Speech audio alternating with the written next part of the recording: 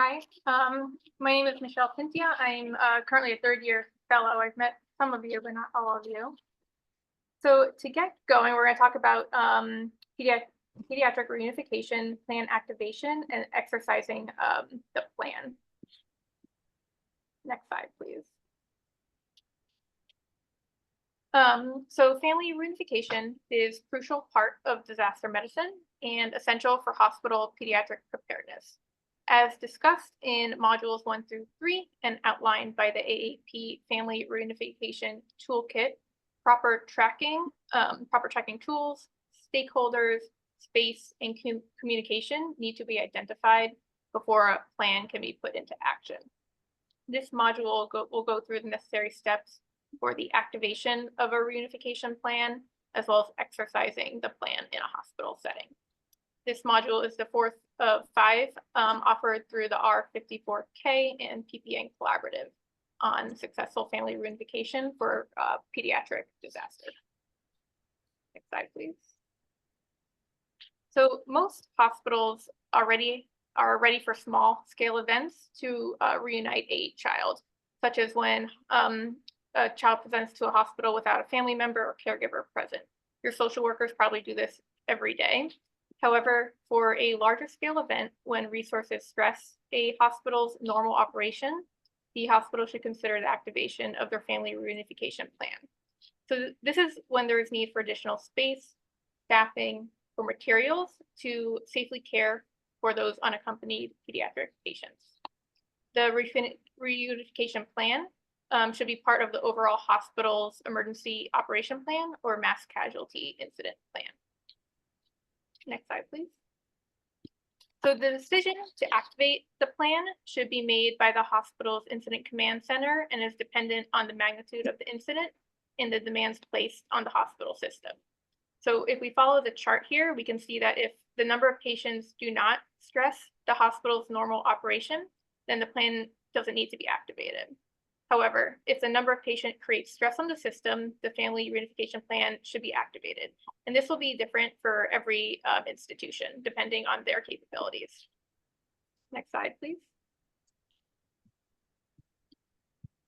Any questions regarding plan activation?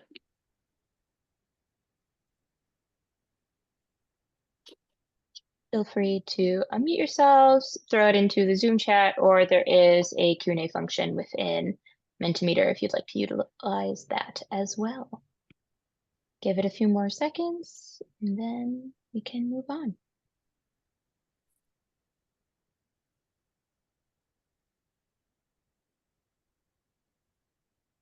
Okay. So exercising the plan can come in 2 forms. It comes at the individual level and the system level. At the individual level, exercising the plan allows for education of staff on disaster plans and procedures and the opportunity to provide constructive feedback on their actions to improve performance. At the system level, exercising the plan allows for gaps in the system to be identified. It uncovers areas for improvement and helps clarify specific roles and responsibilities. Next slide, please. There are 4 different methods that can be used to exercise a plan, and we will go all through these all individually. Normally, you start with the lower stress one, which is the tabletop exercise, and increase to more involvement with drills, functional exercises, and then a full-scale exercise. Next slide, please. So a tabletop exercise, which is the lowest stress event, is designed to identify major groups or conflicts in planning. This is when participants meet in person to discuss which actions they would like to take when faced with a given emergency, but no real resources are used. This will walk through assumptions and operations of the hospital family reunification plan if activated, such as the hospital family reunification center, that's where the families and others may gather, the pediatric safe area, and the family reunification site. It will also address how the hospital's family reunification plan will be integrated with community resources and partners, such as with other hospitals, school teachers, or law enforcement in the area. Next slide, please. Drills will test a single specific operation within a response plan. So examples include notification of staff for the Hospital Family Reunification Center or the PEDS safe area or the Family Reunification site to see how quickly they can respond to the hospital at different times throughout the day. It could also include the physical setup of the HFRC or the PEDS safe area or the Family Reunification site, or setting up the call center to support the Family Reunification plan. Next slide, please. Functional exercises are a higher stress event during which participants can simulate their actions within the hospital command center or the emergency operations center, and they must make immediate specific decisions, but the real field equipment and personnel are not actually deployed. So this can test communication amongst the HCC or the EOC in the hospital's Family Reunification Center, the PEDS safe area, or the Family Reunification site. They could also test communication within other points of contact with the community partners when that plan is activated. Next slide, please. The full-scale exercise involves deployment of actual physical resources as part of the exercise play, and they most closely resemble real-world incident response. This is the most realistic and most complex, during which the personnel perform as many of their actual duties during a simulated emergency to best assess the true capabilities of the response system and plans. This will look at the overall physical operations, coordinations of all components of the hospital family reunification plan, including physical operations, and then how it integrates as well into community response and with the partners. Next slide, please. So how do you measure? So specific measurable objectives should be identified. So this can be how long did it actually take to set up the pediatric safe area, or how was communication across the different departments when the plan was activated. The hot wash will be a facilitated discussion immediately after an exercise, and will capture feedback about any issues, concerns, or proposed improvements that occurred during the exercise from the participants. The after action report and improvement plan will then provide analysis for lessons learned, best practices, and recommendations for future planning, training, and any exercising moving forward. Next slide, please. Any questions?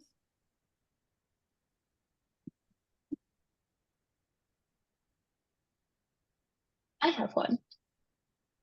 Does the AAP have any guidelines for how often these training exercises should be done? Like how many a year do you have to do for tabletop exercises, or does a full-scale exercise have to be done once a year, several years, anything like that?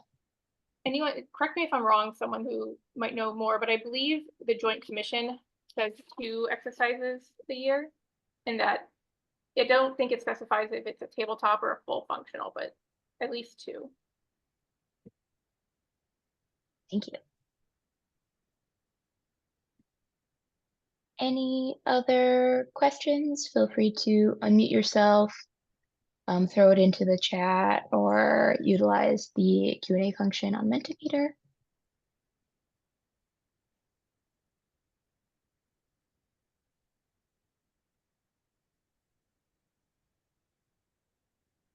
Okay. So that is the end of Module 4. We will be having one more educational module within this series, and that is Module 5 with recovery, being led by Dr. Nita Gupta. And that will be in May, so you can look forward to that. Like the rest of the modules, this is part of the MOC Part 4 credit eligible. Just come to these sessions and or watch them asynchronously, take part in the post-reunification survey, and then if you are working on your reunification plans for the upcoming year, if you could send us a list of reunification plan improvements, that way we can help make sure that you're getting some of these educational credits. Before you go, we do have a few questions. If you could answer these, we're doing like a scale sense. Was this information helpful? Was the speaker knowledgeable? Did the flow of the presentation make sense? Did the presentation meet your expectations? If you want to take some time to answer those.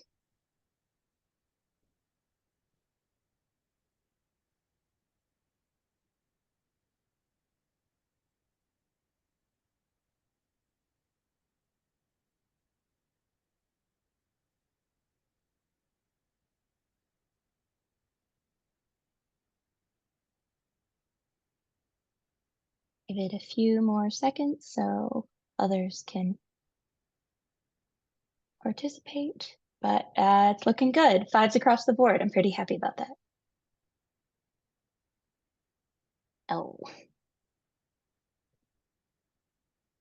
Okay, and then one last question is how can we improve this presentation, whether that be this presentation, previous presentations, the educational module series as a whole.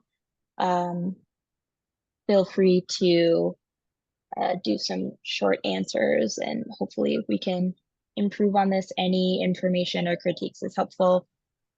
Otherwise, if you don't have anything to say at this time, you are more than welcome to reach out to us separately with a more detailed list on how we can improve these educational module series.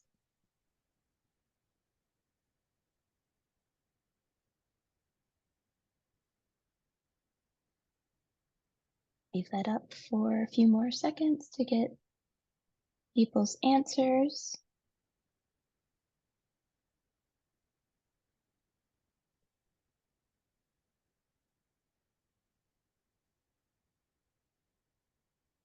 Great.